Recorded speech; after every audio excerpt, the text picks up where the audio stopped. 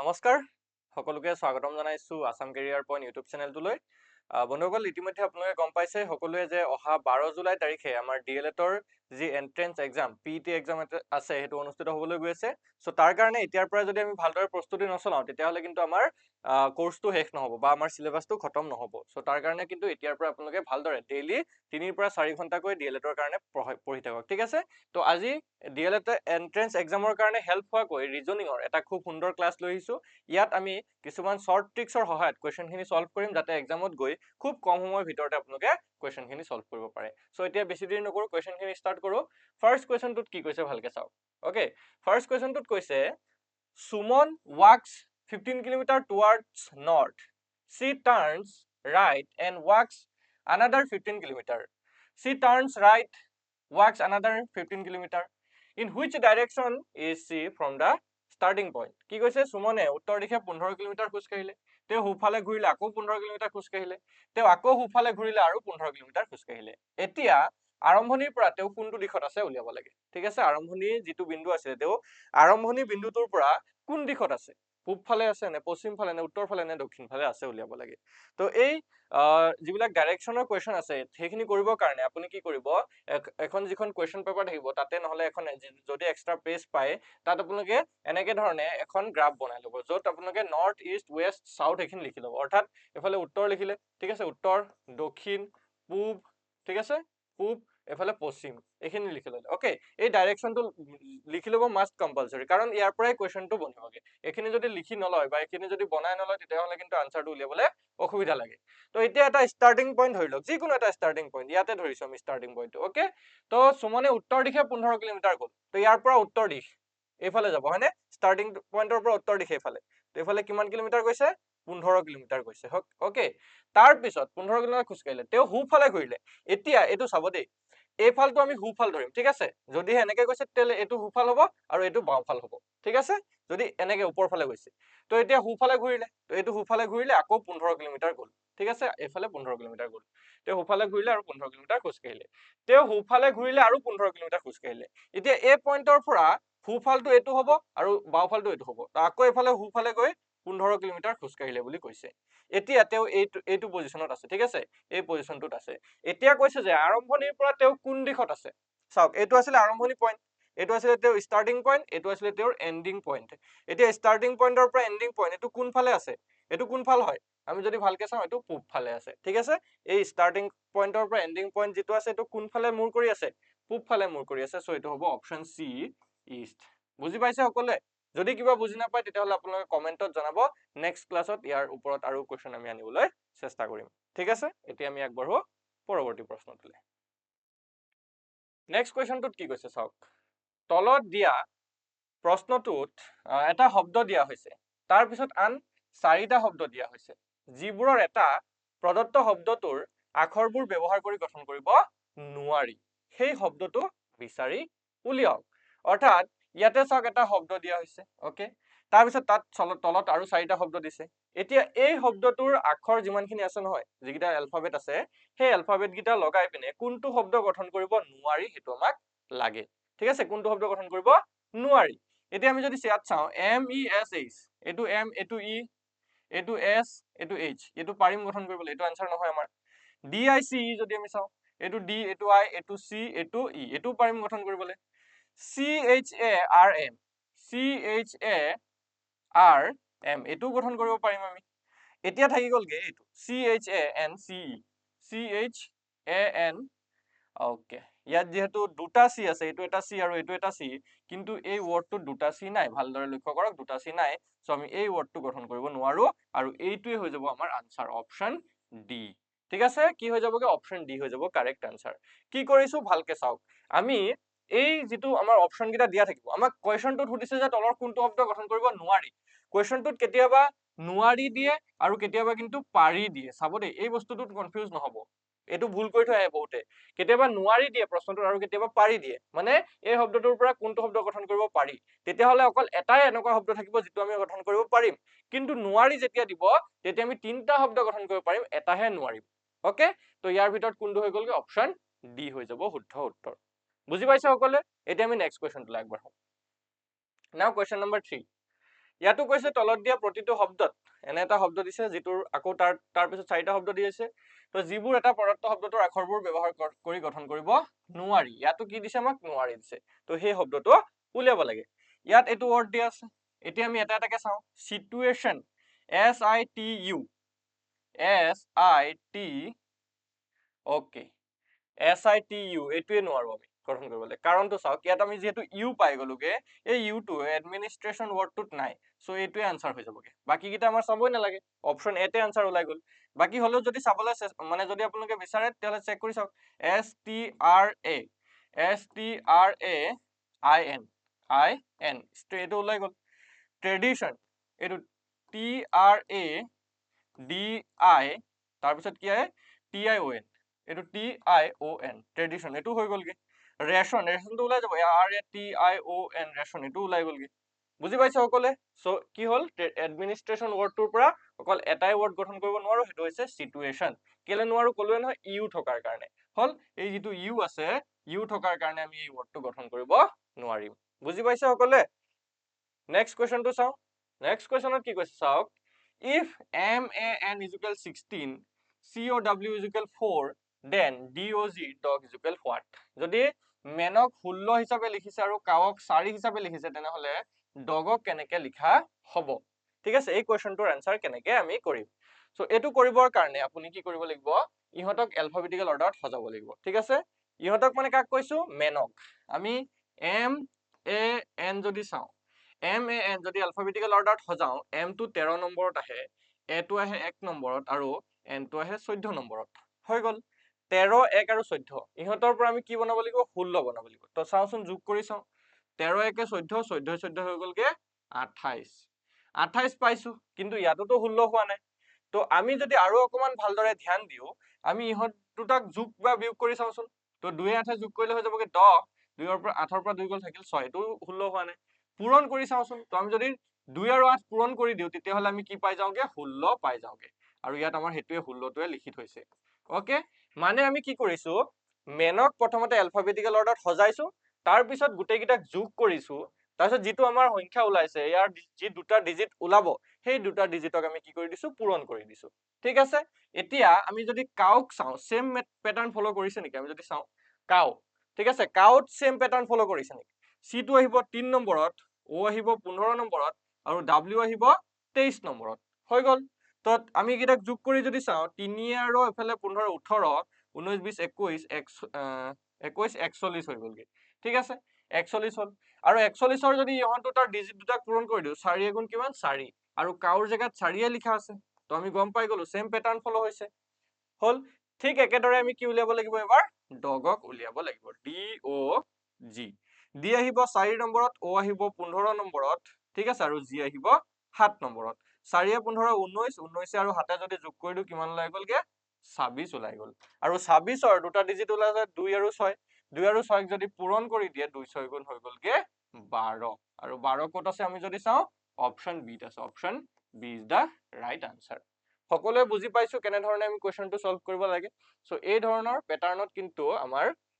coding ডিকোডিংৰ question পৰীক্ষাত অহাৰ chances আছে তো এনেকুৱা বিলাক কোৱেশ্চন চাই যাব ঠিক আছে নেক্সট কোৱেশ্চনটোলে যাও নেক্সট কোৱেশ্চনটো চোৱাৰ আগত আপোনালোকক আৰু এটা ইনফৰমেশন আমি দি থওঁ যে আমাৰ এপত আসাম কেৰিয়াৰ পইণ্ট এপত এতিয়া আপোনালোকে only 399 ঠিক আছে 599 নহয় only 399 আপোনালোকে DLED ৰ কাৰণে সম্পূৰ্ণ কোৰ্সটো লব পাৰিব ঠিক আছে আৰু এই 399 ৰ কোৰ্সটো লবৰ কাৰণে আপোনালোকে আমাৰ এই যেটো নাম্বাৰ দেখিছে 9678914511 এই নাম্বাৰটোত এবাৰ হোৱাটসএপত মেসেজ দিব নহলে কল কৰিব আৰু আপোনালোকে জনাই দিব যে DLED ৰ আপোনালোকৰ 2026 চনৰ যেটো কোৰ্স আছে এই কোৰ্সটো লাগে ইয়াত এতিয়া আপোনালোকে ডেইলি 4টা কৈ লাইভ ক্লাস পাব তাৰ লগতে ৰেকৰ্ডেড ক্লাস পাব তাৰ লগতে PDF ফাইল মক টেষ্ট আৰু গুটেইখিনি ফেসিলিটি পাই যাবগে ইয়াত আপোনালোকৰ গুটেই কমপ্লিট সিলেবাস কভাৰ কৰাই দিয়া হৈছে ওকে সো যদিহে আপোনালোকৰ প্ৰয়োজন হয় তেতিয়া হলে আমাক কন্টাক্ট কৰিব পাৰে ঠিক আছে খুব সোনকালে আপোনালোকে কন্টাক্ট কৰিব কাৰণ এই যেটো এক্সাম আছে 12 জুলাই তাৰিখে পালেহি তো আপোনালোকৰ হাতত কিন্তু এক মাহ মান সময়হে আছে অকল ঠিক আছে এতিয়া আমি আগবঢ়ো নেক্সট কোৱেশ্চনটোলে কোৱেশ্চন নম্বৰ 5 কোৱেশ্চন নম্বৰ 5 ত কি কৈছে if dear DEAR dear is coded as read READ then how will FGCT be coded as যদি ডিএৰক কোড কৰা হৈছে ৰিড হিচাপে তেতিয়াহলে সেই সেম একেটা কোড ভাষাত FGCT কেনেদৰে কোড কেনেকৈ দিয়া হ'ব অৰ্থাৎ কি কৈছে ইয়াত ভালকে চাওক যদি ডিএৰক কি হিচাপে লিখিছে ৰিড হিচাপে লিখিছে ওকে READ হিচাপে লিখিছে এতিয়া FGCT কেনেকৈ লিখিব FGCT ইয়াক কেনেকৈ আপোনালোকে কোড কৰিব তো অলপমান যদি ভালদৰে ধ্যান দিয়ে ডিএৰত যিকেইটা লেটাৰ আছে DEAR ৰিডতো কিন্তু সেম লেটাৰে আছে চাওক আৰু আছে ইউ আছে এও আছে ডিও আছে কিন্তু ইয়াত এটা অকল হলনি হৈছে সেই হলনিটো কি হৈছে চাওক ডি টো ইয়াত ফাৰ্ষ্টত আছিলে ইয়াত লাষ্টত গুচি গলগে ই য'ত আছে তাতে আছে ইয়াতো ই য'ত আছে তাতে আছে এ য'ত আছে তাতে আছে ইয়াতো এ য'ত আছে তাতেই আছে আৰু আৰ টো ইয়াত লাষ্টত আছিলে ইয়াত আৰ টো ফাৰ্ষ্টত গুচি আহিলে অৰ্থাৎ অকল ফাৰ্ষ্টৰটো লাষ্টত হৈছে আৰু লাষ্টৰটো ফাৰ্ষ্টত হৈছে মাজৰ দুটা সেম আছে তো ইয়াতো আপোনালোকে এইটো একে প্যাটাৰ্ন ফলো কৰক এফক লাষ্টলৈ লৈ যাওক টিক ফাৰ্ষ্টলৈ লৈ আহক মাজৰ দুটা সেম থাকিব ঠিক আছে TGCF হৈ যাব আমাৰ answer TGCF option A is the right answer এই ধৰণেও কিন্তু কোডিং ডিকোডিংৰ কোৱেশ্চন আপোনালোকৰ আহিব পাৰে দেখিবলৈ বহুত ইজি যেন লাগিছে কোৱেশ্চনটো বহুত ইজি যেন লাগিছে বাট বহুত ক্যান্ডিডেটে কি কৰে এনেকুৱা ধৰণৰ কোৱেশ্চন বিলাকো কিন্তু ভুল কৰি থৈ গুচি আহে ইহঁতক এলফাবেটিক্যাল অৰ্ডাৰত সজাই চাব তাৰ পিছত চাব যে এলফাবেটিক্যাল অৰ্ডাৰত মিলা নাই একো আমি কোৱেশ্চনটো যদি অলপমান ভালদৰে ধ্যান দিও তেতিয়া আনসাৰটো ওলাই যায় তো আমি ইহঁতক এলফাবেটিক্যাল অৰ্ডাৰত মিলাই দৰকাৰ আছে জানো নাই নেক্সট কোৱেশ্চনটো চাওক তেতিয়া Doctor is related to patient in the same way as lawyer is related to ডক্টৰৰ সম্পৰ্ক যদি ৰোগীৰ সৈতে থাকে তেনেদৰে উকিলৰ সম্পৰ্ক কাৰ সৈতে থাকিব এতিয়া আমি সকলোৱে জানো যে ডক্টৰে কি কৰে ৰোগীৰ চিকিৎসা কৰে হয় নে নহয় যে আমি মেডিকেল বিলাকত যদি যাও ডক্টৰে কি কৰে ৰোগীৰ চিকিৎসা কৰে বিভিন্ন ধৰণৰ ৰোগী বিলাকৰ চিকিৎসা কৰে তো উকিলে কাৰ কি কৰে হয়নে উকিলৰ সম্পৰ্ক কাৰ সৈতে আছে গ্ৰাহকৰ সৈতে এটো হ'ব নোৱাৰে অপৰাধী এটো হ'ব নোৱাৰে দণ্ডাধীশ মেজিস্ট্ৰেট এটো হ'ব নোৱাৰে তো উকিলে যাৰ সৈতে ডিল কৰে তেও কোৱা হয় client option D is the right answer যিদৰে ডক্টৰ সম্পৰ্ক ৰোগীৰ সৈতে আছে ঠিক একেদৰে উকিলৰ সম্পৰ্ক ক্লায়েন্টৰ সৈতে থাকিব এটো মনত ৰাখি থব ঠিক আছে এটো কেতিয়াবা এনেকৈ আহে ডক্টৰ সৈতে যদি ৰোগীৰ সম্পৰ্ক আছে স্কুলৰ সৈতে কাৰ সম্পৰ্ক থাকিব ঠিক আছে স্কুলত কি কৰে শিক্ষকে পঢ়ুৱায় হয়নে নহয় বা শিক্ষাৰ সৈতে কাৰ সম্পৰ্ক থাকিব শিক্ষকৰ সম্পৰ্ক থাকিব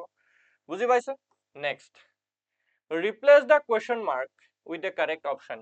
প্ৰশ্ন চিহ্নৰ ঠাইত সঠিক বিকল্প বহুৱা বুলি কৈছে এতিয়া ইয়াত চাওক এটা নাম এটো কোৱা হয় নাম্বাৰ এনালজি বিলাক বিভিন্ন ধৰণৰ কিন্তু প্যাটাৰ্নত থাকে সো ইয়াত তোমাক 5 ৰ পৰা 124 বনাব দিছে তেতিয়া হলে সেই সেম প্যাটাৰ্ন ফলো কৰি হাতৰ লগত কি কৰিলে কোৱেশ্চন মাৰ্কৰ ঠাই প্ৰশ্নটো আহিব